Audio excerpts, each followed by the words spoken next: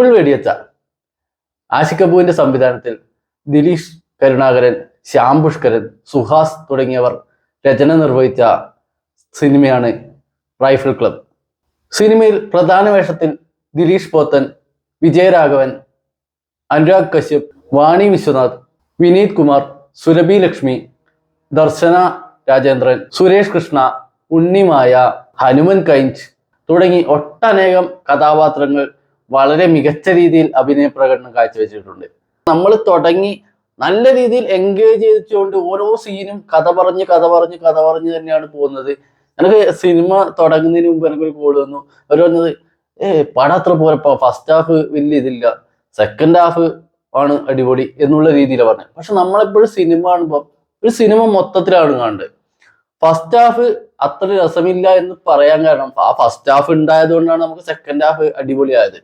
കാരണം ഫസ്റ്റ് ഹാഫിൽ മിക്കവാറും എല്ലാ സിനിമകളും ചെയ്യുന്നത് അങ്ങനെയാണ്. ഫസ്റ്റ് ഹാഫിൽ ആ ഒരു ബേസ് ഇട്ട് വെക്കും. അതായത് എന്താണ് നമ്മളെ കഥാപരിസരം, കഥ എങ്ങോട്ടേക്കാണ് പോകുന്നത്, എങ്ങനെയാണ് കഥ പോകുന്നത്, ഈ കഥയിൽ സെക്കൻഡ് ഹാഫിൽ വരാൻ പോകുന്ന ഓരോ സാധനങ്ങളും ഫസ്റ്റ് ഹാഫിൽ എങ്ങനെയാണ് അവർ ബിൽഡ് ചെയ്തിട്ടുള്ളത് എന്നൊക്കെ ആ ഫസ്റ്റ് ഹാഫിലാണ് അവർ കാണിച്ചു വെക്കുന്നത്.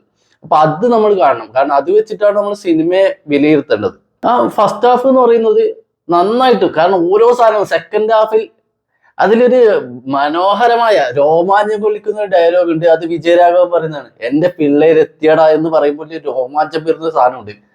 ആ സാധനം ശരിക്കും ഫസ്റ്റ് ഹാഫിൽ നമ്മൾ കാണിക്കുന്നുണ്ട്. അത് പിന്നെ മറ്റൊരു ഇതുവഴി ഇങ്ങനെ വരുന്നതാണ്. ആ വരുന്നത് സെക്കൻഡ് ഹാഫിൽ അതിലേക്ക് കൂടിയാണ് ഈ മെയിൻ നടന്മാർ ആ രോമാഞ്ചം കൊള്ളിക്കുന്നൊരു ഇതിലേക്ക് വരുന്നത്. അത് ഫസ്റ്റ് ഹാഫിൽ തുടക്കത്തിൽ കാണിക്കുന്നത് നമുക്ക് ഇതിനു വേണ്ടിയിട്ടാണ് എന്നുള്ളതാണ് നമ്മൾ ചിന്തിക്കേണ്ടത്. അങ്ങനെ വേണം നമ്മൾ സിനിമയെ കാണാൻ എന്നാണ് എനിക്ക് തോന്നുന്നത്.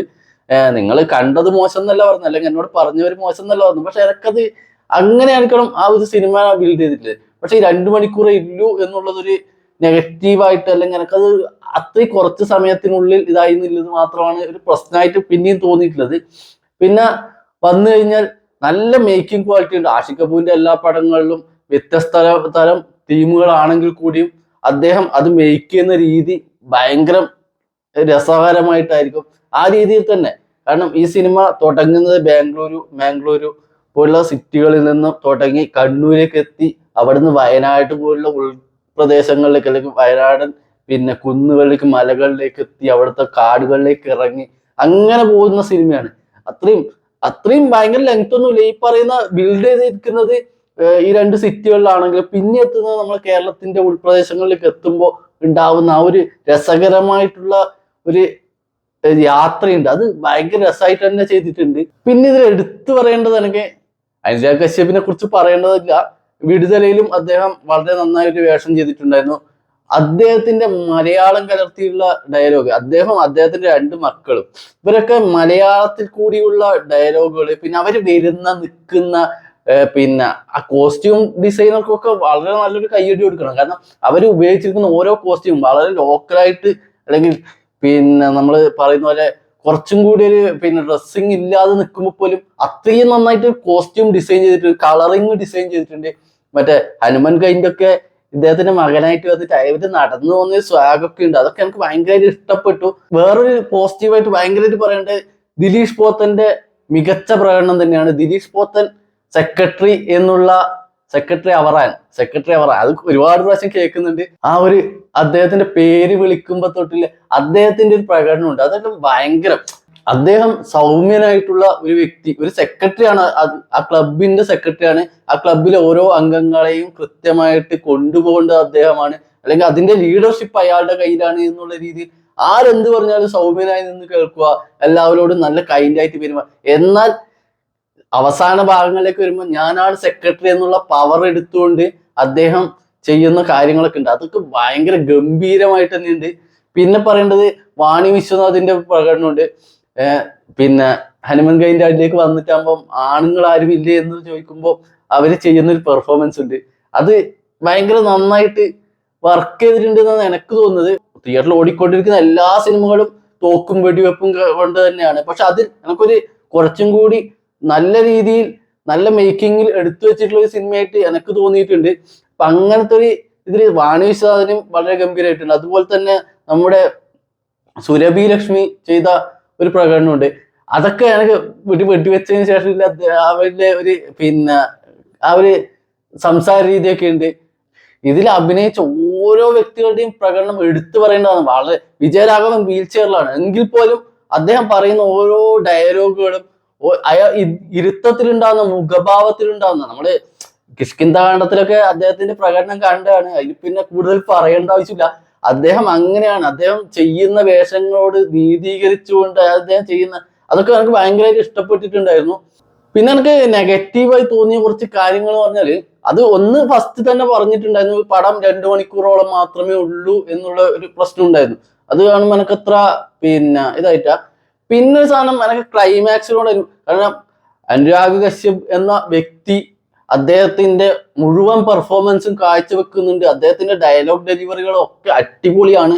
എങ്കിൽ പോലും ക്ലൈമാക്സിൽ എത്തുമ്പോൾ അനുരാഗ് കശ്യപിന്റെ പ്രകടനത്തിനെല്ലാം കുറ്റം പറഞ്ഞു. അദ്ദേഹത്തിന് അങ്ങനെ ഒറ്റക്ക് നിർത്തി ആ ഒരു ഇതിൽ കൊടുക്കുമ്പോൾ കുറച്ചും കൂടി അദ്ദേഹത്തിന് വേണ്ട ഒരു സ്വാഗ് കൊടുക്കാമായിരുന്നു എന്നുള്ളൊരു ഇതിലേക്ക്, കാരണം ക്ലൈമാക്സിലേക്ക് വരുമ്പോൾ ഒറ്റയടിക്ക് സിനിമ തീർന്നല്ലോ എന്നുള്ള ലെവലിലേക്ക് പോകുന്ന ഒരു സിനിമയായിട്ടാണ് എനിക്ക് തോന്നിയത്.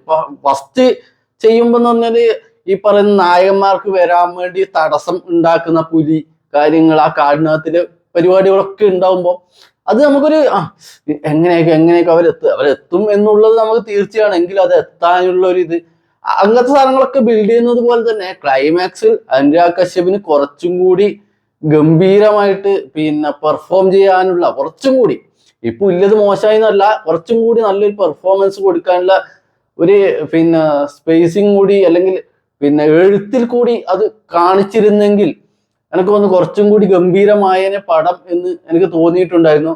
റൈഫിൾ ക്ലബ്ബ് നമുക്ക് കാണാവുന്ന ഒരു നല്ല പടം തന്നെയാണ്. അത് തിയേറ്ററിൽ തന്നെ കാണുമ്പോൾ ഇതിന്റെ ഒരു പ്രത്യേക വൈബ് കിട്ടും എന്നാണ് എനിക്ക് തോന്നുന്നത്. കുറച്ച് കോമഡികളൊക്കെ ഉണ്ട്, അല്ലെങ്കിൽ ഡബിൾ മീനിങ്ങുകളൊക്കെ ഉണ്ട്. പിന്നെ നെഗറ്റീവായി തോന്നിയത് ഈ ഡബിൾ മീനിങ്, ഇതൊരു 89-90 ആ കാലഘട്ടത്തിൽ എപ്പോഴോ നടന്നൊരു സിനിമയാണ്. ആ സിനിമയിൽ പറയുന്നുണ്ട് കൃത്യമായിട്ട് മുഴുകെ ആ സിനിമയൊക്കെ വെച്ച് അവർ ആ കാലഘട്ടത്തിനെ നീതീകരിക്കാൻ ശ്രമിക്കുന്നുണ്ട്. പക്ഷെ അന്നേരം ഇതുപോലുള്ള ഡബിൾ മീനിങ്ങുകൾ അല്ലെങ്കിൽ ഡബിൾ മീനിങ് എന്ന വാക്ക് പോലും ഉപയോഗിച്ചിരുന്നു എന്നുള്ളത് എനിക്ക് ഡൗട്ടാണ്. അപ്പൊ അതൊക്കെ പിന്നെ കാലഘട്ടത്തിന്, അല്ലെങ്കിൽ അത് എനിക്ക് തോന്നുന്നു ഇദ്ദേഹത്തിന്റെ തന്നെ ജീവിതത്തിനെ കൂടി ചെറിക്കണം. അല്ലെങ്കിൽ സിനിമയില്, കാരണം വിനീത് കുമാർ എന്ന കഥാപാത്രം അവിടത്തേക്ക് വരുന്നത് ഒരു പിന്നെ സിനിമയിലെ നായകനായിട്ടാണ്. അദ്ദേഹത്തിനോട് മറ്റുള്ളവർ ചോദിക്കുന്ന ചോദ്യമൊക്കെ കൃത്യമായിട്ടും സിനിമയിലുള്ളവർ അഭിമുഖീകരിക്കുന്ന ചില പ്രശ്നങ്ങളൊക്കെയാണ് ചോദിക്കുന്നത്. അതിനുള്ള മറുപടിയും കൊടുക്കുന്നുണ്ട്. എനിക്ക് തോന്നുന്നത് ഇതൊക്കെ ആഷിഖ് അബു സ്വന്തം അനുഭവത്തിൽ നിന്ന് മറ്റോ ഉൾക്കൊണ്ടതാവണം. എങ്കിൽ പോലും പടം ഓവറോൾ നോക്കുകയാണെങ്കിൽ നന്നായിട്ടുണ്ട് എന്ന് പറയാം. ഒരു ആവറേജ് അല്ലെങ്കിൽ ആവറേജിന് തൊട്ട് മുകളിൽ നിൽക്കുന്ന ലെവലിലേക്കാണ്. നിങ്ങൾക്ക് ഉറപ്പായി കണ്ടു കഴിഞ്ഞാൽ ഒരു രസമൊക്കെ കിട്ടുന്ന പടമാണ്. തിയേറ്ററിൽ തന്നെ പോയി കാണാൻ ശ്രമിക്കാം എന്നാണ് എനിക്ക് പറയാനുള്ളത്. അപ്പോൾ അടുത്തൊരു വീഡിയോ ആയിട്ട് വരുന്നവരെ ഓക്കെ, ഗുഡ് ബൈ.